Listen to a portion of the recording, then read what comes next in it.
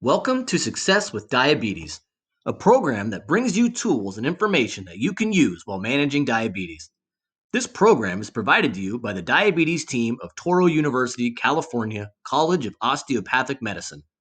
A lot of information will be presented, but we've broken them down into short videos. The topics we'll go over include an introduction to diabetes, complications associated with poorly managed diabetes, nutrition and how to read food labels, knowing your numbers, diabetes medications, stress, depression, and diabetes distress. These videos are meant to be supplemental to the live Success with Diabetes program, but we still want them to be informational by themselves. These videos are available to you at any time. If there was something you didn't quite catch during the live sessions, then these videos can serve as a reference for you. We hope this program will give you a better understanding of your diabetes and provide some helpful tips for you to manage your diabetes successfully.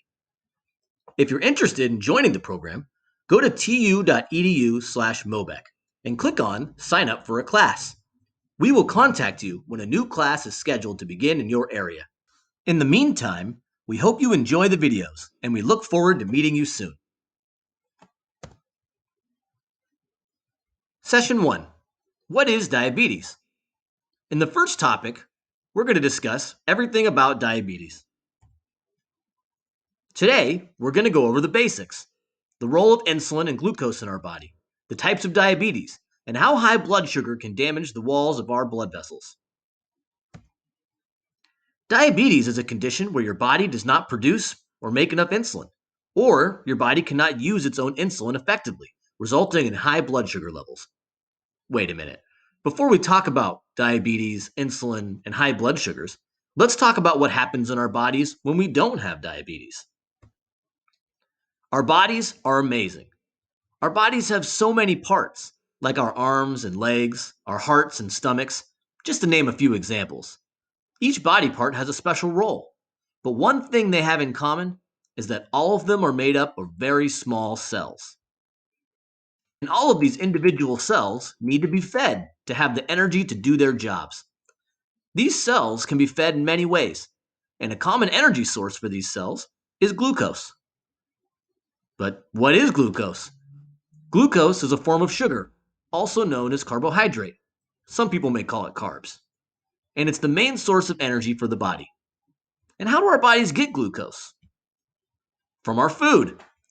For example, when our body digests food, such as an apple, our body breaks down carbohydrates from the apple and they turn it into simplest forms so that the body can use it for energy. The most common form of this broken down carbohydrate is glucose. For every cell in our bodies to get glucose, it has to travel in our blood vessels to all the different body parts. When glucose gets into a cell, the cell turns it into energy, and that it can use. Most of the time, glucose needs insulin to get into a cell. But what is insulin? Well, insulin is produced by the pancreas and travels in the blood vessel along with glucose to get to different cells in the body. Think of insulin like a key that opens a cell to allow the glucose or energy into the cell. Insulin is like a key to a specific lock. It opens doors on the cells to allow glucose to go into cells so that the cell can have energy to function. It is during these complicated processes where issues can occur. From the pancreas making insulin to the glucose getting into cells, if any part of this process is not working correctly, this can result in different types of diabetes. So let's talk about those different types. The two most common types are type 1 and type 2 diabetes. In people with type 1 diabetes, their bodies attack their own pancreas, making the beta cells in the pancreas stop producing insulin. Unfortunately, beta cells are the only cells in the pancreas that make insulin. So when the beta cells stop working, the person will no longer make insulin. When there is no insulin or not enough insulin, glucose cannot enter many of the cells in your body, and the cells won't have enough energy. It's just like if you lost the keys to your house, you won't be able to get in. Type 2 diabetes is a bit different. When a person is new to type 2 diabetes, the beta cells in the pancreas still make insulin. but their bodies develop insulin resistance. Type 2 diabetes is a metabolic disorder that results in insulin deficiency and or insulin resistance, and this leads to high blood sugar. But what does this mean? Let's break it down. What is insulin resistance? Insulin resistance occurs when the body produces insulin, but the cells in the body do not recognize it or cannot use it effectively. It's just like the lock to your door is damaged, so you may have a lot of keys, but you still can't get in. In a person with insulin resistance, glucose has a hard time entering the cells, and it ends up staying in the blood vessel. This leads to high blood sugar. Insulin deficiency is a bit different too. When the cells cannot get energy, they keep sending the signal for the pancreas to produce more insulin. The body's thinking that having more keys will help it open more locks. And so the pancreas releases more insulin. It helps the cells get enough energy temporarily, but it's a lot of hard work for the pancreas.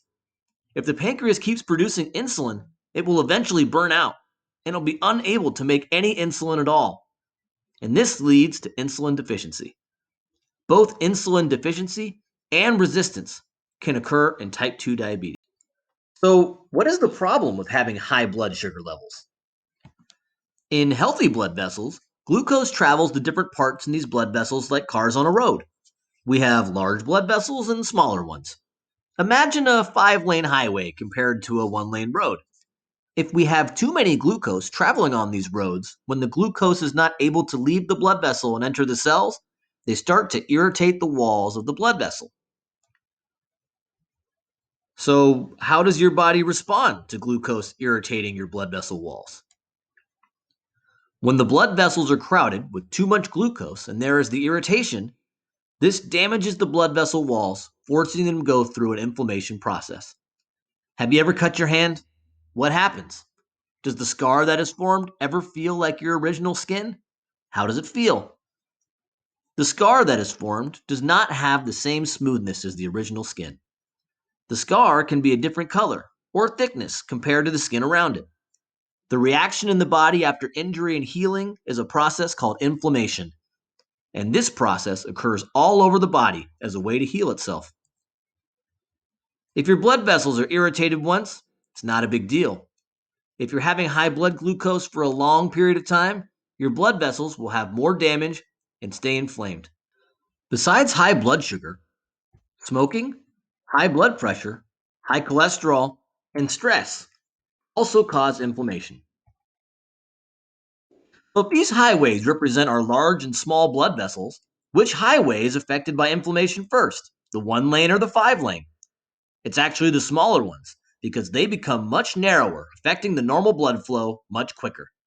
The 1-lane highways in our body include those in our eyes, kidneys, and feet, and are often affected first. A majority of the time, damages to these organs or body parts do not show any symptoms at first. But some of these life-changing complications can be prevented with regular screening exams, like an annual eye exam or an annual comprehensive foot exam. We will talk about this in more detail in the next session. So, besides the blood vessels, how are some other body parts affected by diabetes? We'll go into more detail at the next session, but for now, let's review a few main concepts. First, the liver. The liver has several functions, but for today, we'll focus on its role in storing and releasing sugar. Liver stores your sugar when you eat more than what you need. It is to save for times when you're not eating. For example, when you are sleeping, the liver releases small amounts of sugar to keep you at a steady level. This ultimately helps drive better blood sugar control with the aim to maintain the control. Now that we've established that the liver can store and release sugar, let's talk about how this is related to fat cells. Body fat is made up of fat cells. Extra body fat and body weight makes insulin resistance worse. If someone with diabetes is overweight, losing weight can greatly improve how that person uses insulin. Fat cells have that lock and key method we discussed earlier. Now, let's consider a fat cell in a person with diabetes or insulin resistance. These fat cells have deformed locks. Sugar can't get into the cell, so the fat cell sends a signal to the liver. So the liver starts releasing sugar into the blood, hoping to give the fat cells more energy. Fat cells are not getting the glucose that it needs because the doors are not opening, and so the signal continues. If a person has less fat cells by losing weight, then the signal is weaker and the liver releases less sugar into the blood. It wants the liver to make more sugar. So the liver starts making more sugar by breaking down glycogen, thus increasing sugar levels in the bloodstream. But can sugar get in? No, so the fat cell will keep asking for more sugar. It's a vicious cycle. You may have heard the recommendation for people with diabetes to lose excess weight over and over again. And it's important. Losing excess weight is proven to improve insulin resistance, meaning fewer signals to tell the liver to make more sugar. So, what happens if a muscle cell has a deformed lock? You would expect the muscle cell to not take in much glucose like we talked about earlier. But skeletal muscle can take in sugar when muscles are being used without the help from insulin, meaning it can skip the lock and key process. Have you ever checked your blood sugar after going for a walk? Your blood sugar goes down. Exercising or being physically active at least 30 minutes a day can help you control your blood sugar levels. Diabetes is very complicated. There are many factors that can affect how a body regulates blood glucose. One person's experience managing diabetes can be very different from a friend's. For example, take a look at this. John has no family history of diabetes. Terry has a family history of type 2 diabetes. John, with no family history, can eat terribly and not exercise for years and never get diabetes because of their genetics or lack of diabetes associated genes. Terry, with his family history, can eat well, exercise, and regardless, he may still get diabetes because of his family history. Every first degree relative who has type 2 diabetes adds 25% risk of developing type 2 diabetes for an individual. For Nikki, the little girl on the left, if mom has diabetes, then Nikki's risk is 25%. In the picture on the right, the little boy is George. If both mom and brother have diabetes, the risk for George is 50%. Even though you cannot change your ancestors' genes, don't worry. There are many people who make effort to change their lifestyle habits with appropriate treatment and live healthy and happy lives with diabetes.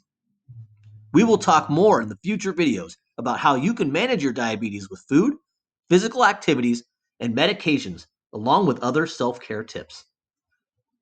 Today, we discussed about the basics of diabetes, as well as the role of insulin and glucose in our body. We talked about how too much sugar in the blood can damage the walls of our blood vessels. Next time, we'll go over the different organs and systems in our body and what types of complications may arise in each when blood vessels are damaged. See you then.